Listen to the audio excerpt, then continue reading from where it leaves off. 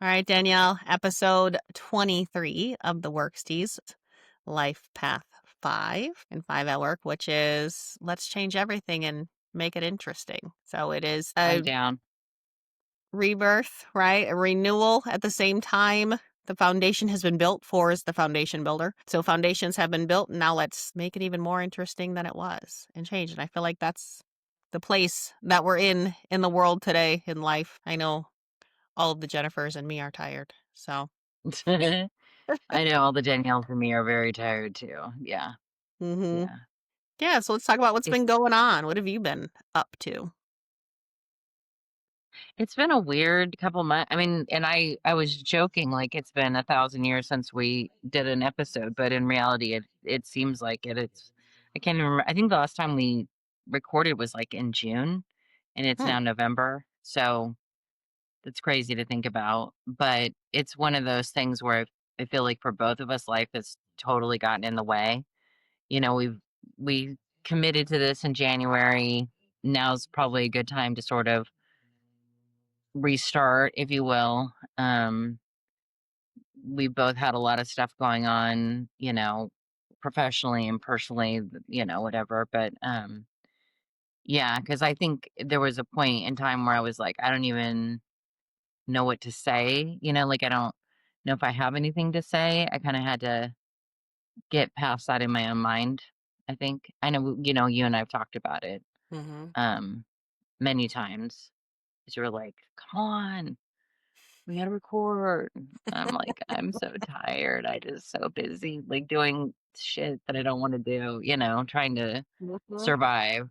Um, but I feel a little differently now. I don't know what that is. If it's not that I'm not tired, because I certainly am, but you know what I mean, just Yeah. like mentally kind of in a different place. So Yeah. what I about do you? I do feel like, yeah, it's just a lot of stuff. I feel like I've been on planes, trains, and automobiles so much. A lot of conferences, which have been really good, and spending time with people and networking and connecting. Everyone's trying to figure out the world as it evolves. And that just is not even anything related to necessarily just work. I think it's life in general and how everything is changing. There's so much being thrown at us as humans, from technology to changes in policy to shutdowns to you name it, right? Like we're going through it right now as a collective. And I feel like that is the energy that a lot of people have been feeling, like the draining. Companies are reorging and cutting in the name of AI, or just maybe they don't have the business there or things of that nature. They haven't evolved enough or changed based on what the future holds. So they're kind of pausing in some ways too. I think it's, yeah, every time I have a conversation, I feel like I've been running nonstop. I have to remind myself because I'm a generator.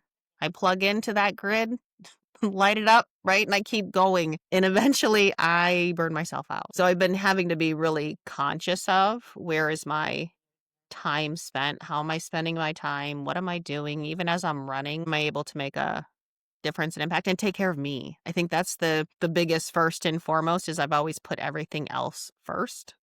But now how do I get back to me as a person? What brings me joy? How do I take care of myself? Right? Because it's really, like I'm telling you, I don't know how my eyes are open right now and my mouth is moving. Like that is literally how tired I am. And I had the day off today. So it was interesting because I had people pulling me in a little bit different direction. It's like, "Oh, today's my day off. Like, what if I just wanted to lay there like a mummy and not move? And I just didn't Right. feel like Because I sometimes could." that's all I want to do is just like, can I just lie down for like 24 hours straight and not have to move for anything, any reason? Yeah. I don't care. I don't eat or drink. Like, I just want to not move, Yeah. literally not Just move. someone come in, maybe pour water in my mouth every, few hours, sustain my Right. life. Or maybe like just be hooked up to an IV, Yeah. Oh, I hate like, needles. I just was talking about IVs. I hate needles. Well, I'll get tattoos, but I've had way too many IVs throughout my lifetime. I was guessing the number because I used to get like sick when I was a kid and things like that. And my mom always had to put me in the hospital. I'm guessing I had at least, I don't know, my mom will probably correct me if I'm wrong, but at least 50 IVs, at least. unwillingly. Not the, Yeah. like, so someone was asking me if I would go get hydrated, like, "Oh, I wanna feel what it feels like to be, like, fully hydrated." And I'm like, "Yeah, I'm good. I'm good on the IV needle. I'm good on being Well, stuck the thing with." is with that too, if you do like an IV, it can help, but then you can go past that and then get have too much fluid in, if your Oh, yeah. kidneys aren't working properly and stuff like that too. But that's a whole other Yeah, concern. But yeah. yeah. No, it's unless you're like been very ill, not necessarily something you need to do. No, I'm gonna pass on that. The IV lounge, meh, not gonna find me in there. No matter how tired I am, I'm not No, getting in I'd there. rather just drink water with like electrolytes in it and stuff, and that's fine. Yep. You know. Yeah, agreed. But yeah, it's been an interesting time. I do feel like everyone just trying to figure life out, and what's important. I feel like a lot of people have been either forced to reset or have willingly reset in this time, in this space. I mean, if you think about the last. Yeah, I think so because it seems like it's that curse of like may you live in interesting times. It's like, Mhm. well, I'd really like things to be a little less interesting. Like could we just like scale it back a little bit? Because we're living in historical times all the time Mhm. now. Everything is like, and it's been like that for a while, and sometimes I stop and think, like, has it always been like that? And I think to some degree, yes. But it's like our awareness of it is so much more enhanced now because of the 24-hour news cycles, or maybe even like 24-minute news cycles. Things are constantly changing. We're in more communication with people. And so, for my own sake, I have to kind of pull back and not respond to texts as much or look at social media, which I don't really look at social media, but even just looking at news or whatever, just to kind of protect my own mental health, in that sense. So the term self-care gets thrown around a lot, but that is kind Mhm. of self-care too, is like just not participating in a Yeah. way, like you're sort of pulling yourself out of that and not being as engaged. And like some of my favorite time of the day is like in the mornings walking my dog and just being outside. And sometimes I'll listen to music, sometimes I'll listen to an audiobook, sometimes I don't listen to anything, and we're just out walking, and it's amazing, but not always being engaged is a good idea for everybody. Yeah, I would agree with that. I think, when I go for walks, I used to make calls more and like use it as kind of my free time to talk. Now I'm just like, I just want to kind of be quiet on the walk Yeah. and not really do anything. But sometimes I still do, just if I haven't been able to catch up with someone that I need to or whatever type thing. But I have noticed a change or a shift in even some of the things that I'm watching or turning on the TV. Like, it was when I was by myself. I think I went probably at least 6 months without turning on a TV for a while, like, just really quiet, and then I started getting into the smut TV, like the the Love Is Blind and the not that it's smut per se, but it's just brainless television, and then I get Yeah, into it's my very, yeah, psychoanalyzing it's people, like, like, "Oh." fast food for your brain, Yeah, you like, know? what's their trauma? Like, It why are they choosing this mirror right now? So, I get into that whole Right. psychoanalysis piece of it. I do like doing that now and seeing where people's brains are, or, like, watching somebody be like, "Ooh, this is the message they're trying to convey." Because I think I'm more aware of it now than I have ever been, that there is I don't wanna say a hidden agenda and be like this weird tinfoil hat conspiracy theory person, but there is an agenda in a lot of things that you listen to, that you watch, that you Oh, sure, sure. consume. Yeah. Everybody has an agenda, you know? Whether it's putting out provocative content to make money, that's an agenda. Whether it's whatever the case may be. All of it is I was talking to someone earlier today and talking about in the recruiting function, you have to kind of remember that the tool you're using is trying to make money. And so maybe they don't, even though you're paying for the service, doesn't necessarily mean they're giving you everything you need, because the rationale for your engagement is to keep you engaged. Yeah. So if you aren't giving them a lot of money, as an example, and they are hoping to build your relationship with them, they may not give you all of the candidates you need, because their incentive is that you keep coming back. They don't want you just to post a job, get the candidates you want, and fill the job and walk away. And Mhm. we'll see you in 6 months when you need to make another hire. No, they want to keep you engaged, just like social media. All of that is an agenda. And sometimes I think it's easy to forget that as a society, Yeah. everybody's trying to get your views, trying to get your attention, get your money, whatever it is that you're consuming. There is an agenda, Mhm. to go back to the word. Yeah. It made me think of, the song, "Sweet dreams are made of these. Who God, I hate am that song. I to I loved disagree?" the song in the beginning of time when that first song came out, when Mm. but man, I've heard that. That's one Everybody's of looking those for from the something '80s now, that, huh? but everybody's looking for something. That's true. That's the premise Yeah, of the song. It's and true. Annie Lennox sang it so well. She did. She Uh, really did. yeah. She really did. But, yeah. I mean, for me, it's really been, I won't say a reset. It's a recalibration of what I'm doing, how I'm plugging in and spending time. And I find myself still doing like the mindless scrolling and I'm like, what the hell am I doing? Go pick up a book, girl. Go grab a book and start reading something or go for a walk. Like find something different because it's such a habit to become consumed at the same time. And I'm really trying to be conscious of, like, talk to someone. I don't remember what it was. This was like a few months ago. And I asked him, I was like, how do you maintain? So he does like this Holistic for Life Association. So I do some stuff with that with Ozarine. That's who usually buys all the sample packets that I send to. We did a Loom Mhm. video where I kind of did a little bit. He has his own bit printing business that he runs too. I mean, so there's like all these things that he does. And I said, how do you maintain all of this? And how do you accomplish all of this in a day? And he said, I never spend a minute doing nothing. I'm always doing something to bring me closer to where I want to be. And I was like, I admired it for a little brief second. And then I thought, oh, that sounds really exhausting. I don't know if I could run my run my battery Right. No, I 24/7, agree. Yeah, I think 365. A girl gets tired. No, like I'm get tired. yeah, no, I think I agree with that, because I think there is that inclination, "Oh, we should always be busy. We should always," um there's a thing, like, it's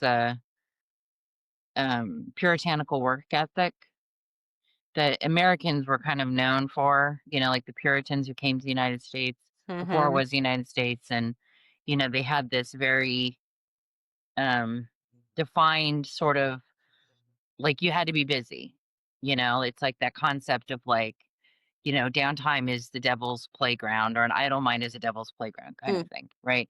And, so you had to be busy, you had to be doing stuff, and, of course, that's at a time when everything you had to do, like you had to go get water from the well or from the stream, and you had to make your own clothes, like everything in order to survive, everything had to be done. You know what I mean? Make your own soap, make your own candles, make your own whatever. And so you had to have a very structured life, and had to do a lot of things just to get through the day and make it through the winter or whatever. And so now we've kind of replaced that with other things. But people internalize that, and like, oh, you got to be busy. If you're not busy, then you're doing something wrong. Like, I always have to, and I've seen people like that in my life where I've tried to emulate that, and then I'm like, but why? Mhm. Like, like, sure, there's things that you need to get done, but then can that wait till tomorrow? Can this wait? Or, would it be better if I did this because that would be better for me? And like that it's okay to like stop and be um idle. And I think we as a culture tend to be like, oh, well, you have to justify idleness or you have to justify taking a break or being still, you know what I mean? Like, in reality, you shouldn't. That's okay. Like, you can Yeah. take a break or take a nap or not do something for the day or a week or a couple of hours, whatever the case may be, you know? Yeah. I feel like if you're a creative person, especially that idle time or strategy, right? Being able to, because if you're stuck in the doing 24/7, 365, or even let's say it's 80% of the time or 70% of the time, the other time you're, sleeping when you're not doing, then how do you have time to stop, strategize, and say, what's my next move? If you're always just making a move, Mhm. this is one of the things that when I talk to, the kids about, I always say, I mean, they're young men, they're men at this point. I mean, but like Right. always do something every day to get you closer towards your goal, right? But within that, to me, is it might be a day of just rest and thinking about, Right. It am I doesn't on the have right to be a path? big thing. Yeah. Right, it doesn't have to be a physical thing, and I don't think I've ever really translated that when I've said it previously or to be able to say, if you're planning or you're just thinking about where you are and where you wanna be and where you need to go, that's an important component of being able to get to the end game or the end goal or to build what you need to build. I think about just going all the time, even these large organizations that we've been a part of. I won't name any names. Clover. If you're They always know who they are.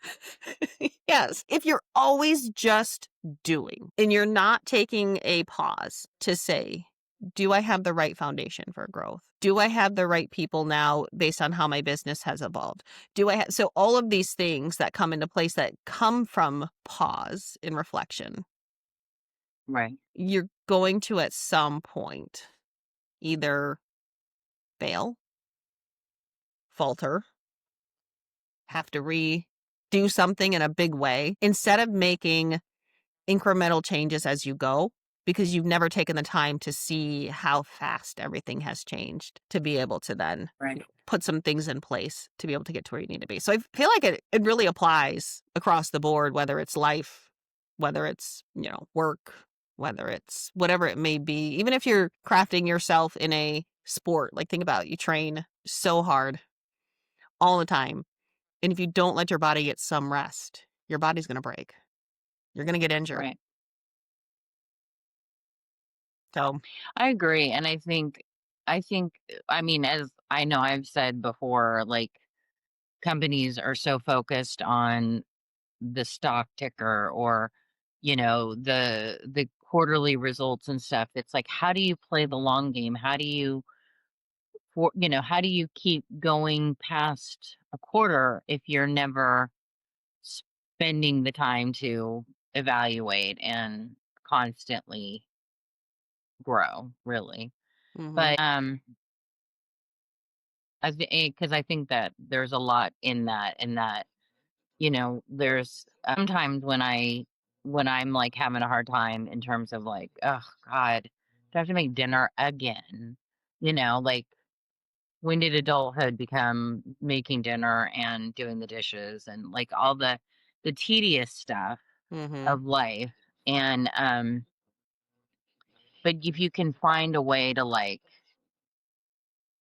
find some zen in that, you know what I mean? Like, that it's, "Oh, I'm making this meal and I'm doing something different or this is going to be delicious and we're going to enjoy it or even if it's like cleaning something that you're taking the time to appreciate what you have and that you're taking care of it and you know what I mean like that there you have to kind of find the not the positivity but sort of like the joy in that which sounds while to say about like cleaning. There's people who do like enjoy, cleaning. And I do to some degree, but it gets tedious, you're tired, and you don't want to do it and whatever. If you can sort of make a routine around that and find some joy in the daily maintenance of it, there is something to that.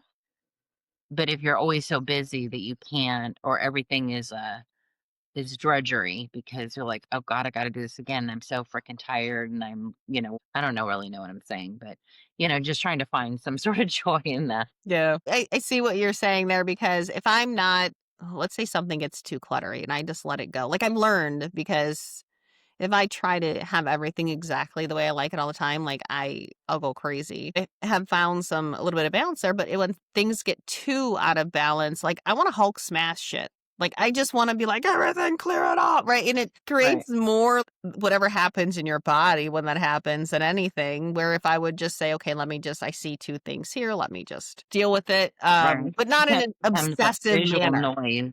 Right, there's this balance to say, I know if I just move this right now, I'm not going to feel like I wanna Hulk smash stuff Right. later, and be able to have a little bit more of a peace of mind there, and when you say spark the joy, like, I did the whole I don't know if have you seen Marie Kondo?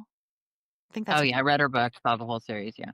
yeah, and the joy I mean, I did the yeah, and I reorganization, appreciate like that. And I learned to fold some things a certain way that I now always fold me a too. certain way, but you know, Me too. I mean, yeah. like, I gave a bunch of stuff That's away or hers is a little extreme, but yeah, but it doesn't have to be that. right. Like you can find what works for you in that methodology, and and yeah, I mean, because I think like it's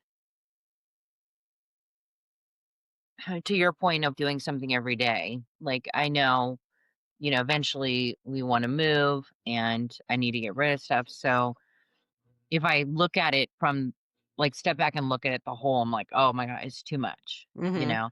But then if I just go, well, let me get rid of, and I was doing this a lot for a while where I would like get rid of like 5 things a day. And then so sometimes I would get rid of 10 things, or because if you really go through, whether it was throwing out old makeup or skincare or utensils that we never used or clothing items order, you can find 5 things pretty friggin' You easily better not have if you thrown haven't away done any it before. forks, because 'cause we're short on forks over here. I don't know where forks go. You coulda sent them here if you Forks, did. and I bought some new flatware like a year and a half ago or something because of that exact problem. We were running out of forks Where do and we they were running out go? of spoon. Where do the freaking I forks don't know. go? Like, where are they walking off to? That's what I need to know. I I don't know. really need to know that. Yeah. But if you yeah, like, so I had a bunch of stuff, like, and I'm always like, I don't wanna just throw things away that are of value. I had a bunch of clothes that I was planning to, like, put them on Poshmark, and then I came to the realization after trying to do that, there was way too much work, Mm, way too much for the potential payoff, like, all of the stuff you have same. to do to post piece of clothing, it's unbelievable, and I was like, "This is not going to work.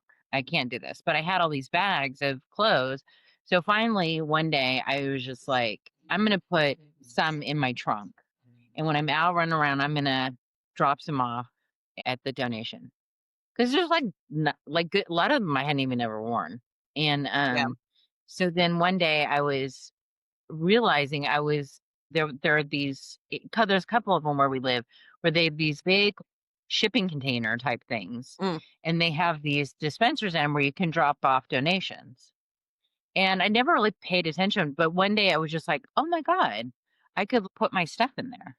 Right? Because the place I normally go to only accepts donations at, certain times or whatever, and it's kind of I was just put them in the trunk, like, eventually I'll be by there.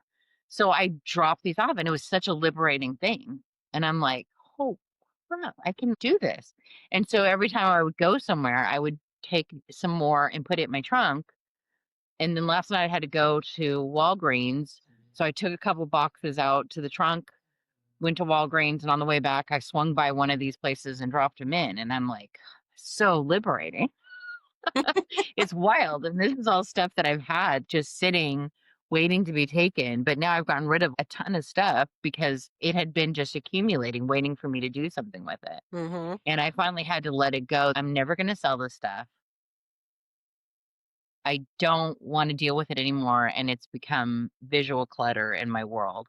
And the only way that I can get rid of more stuff is to get rid of this stuff. It's a process. So I'm like, they're going to put up cameras at this place and be like, this woman's dropping off way too much stuff. Like, they What see is her she come up and open they're going to lock houses it and down. going through it and dumping off what she doesn't want? Like, No, this is too much. This is too much. I remember years and years ago, when we were living in Southern California, I was looking for an armoire. We were living in like an old apartment that was very old and had very limited closet space. And this was like pre Facebook. It was pre anything really. I don't even know if there was Craigslist. There might have been. You had to go on pennysaver.com or whatever and oh look gosh, for the penny listings. saver.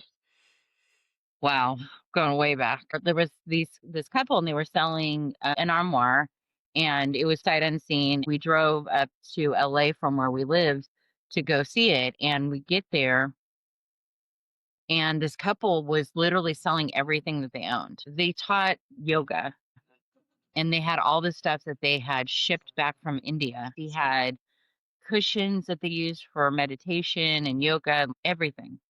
And they had all this stuff that was from India. And we're like, well, are you moving? Why are you selling all this stuff? And he was like, oh, no, we just decided that you can't get anything new if you don't get rid of the old. And that was such a, like, my head exploded. You're just going to get rid of everything you have and start over? How is that? Like, I mean, we really could not grasp that concept. And so, not that I'm necessarily getting rid of everything, but it's like, it's true. If you don't get rid of stuff, how are you going to get anything new? I don't Whether know. that's in philosophically or materialistically or whatever. Like, and I mean, that's a struggle we've had because we collect things and we've sold things and whatever. And I've really gotten to a point where I'm not that attached to a lot of the stuff that I have anymore. Like, I'm okay with selling it and or getting rid of it. Like, I've sold some Christmas stuff last year, vintage Christmas stuff. I sold some vintage Halloween stuff recently. And this lady who I sold some stuff to would like message me there. She's like, do you have any vintage Christmas stuff? And I'm like, I've got a ton of it.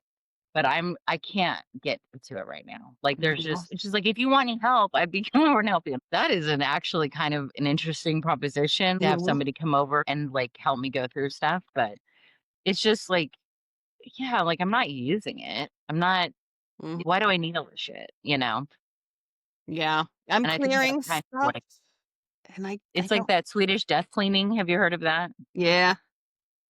That sort of idea. I could get rid of a lot of shit. Yeah. Same, but I don't want more shit.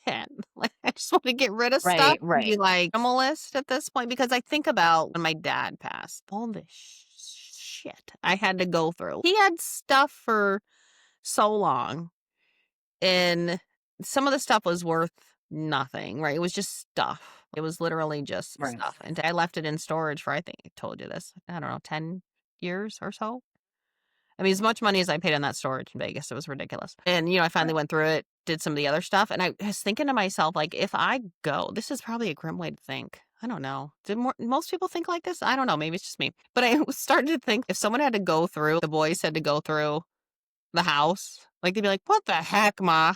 Why do you have all Right. this shit?" I'm Well, like, that's where like Swedish death cleaning comes in because it's that idea of you don't want to burden people that you love with going through your stuff. I had to do that with my when my mom died. She didn't have a ton of stuff because she had relocated from Hawaii back to California when mm, she retired. She'd gotten rid of most of her stuff and then everything she had was newer, but still paperwork and just the stuff that you have as a person, as a human being.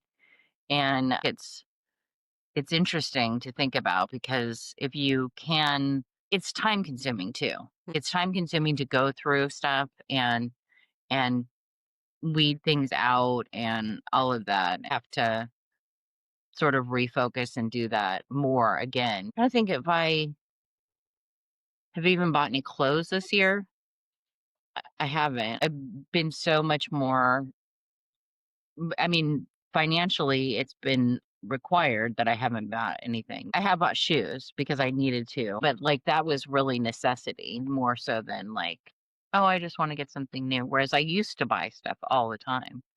In a way, it's been really good because I've just had to get rid of things as I've lost weight and I'm like, "My clothes are too big. Woe is me." Ah, such is life, you know? It All right. is, yeah. Well, I mean, I think that's a good update of what we've been up to, what's shaking, what's going on. Again, We've just been busy getting rid of shit and being tired. all the Jennifers and me are tired. We're tired. All of It's been yeah, I think that's a collective, like, everybody I feel like everybody's sort of in that same them. state of mind, right? I would agree. I would agree. All So, right. Should we stop alright. there? Sounds good. All right. This has been episode 23 of the Worksties. Like, share, follow. Danielle, want to pick it up from there? Subscribe, comment, tell us what we're doing wrong, or if you think we're doing anything right. If you've missed us, if you haven't, it's all good for the algorithm. It's That's right. That's right. All right. all about the algorithm. Until next time. Bye. Bye.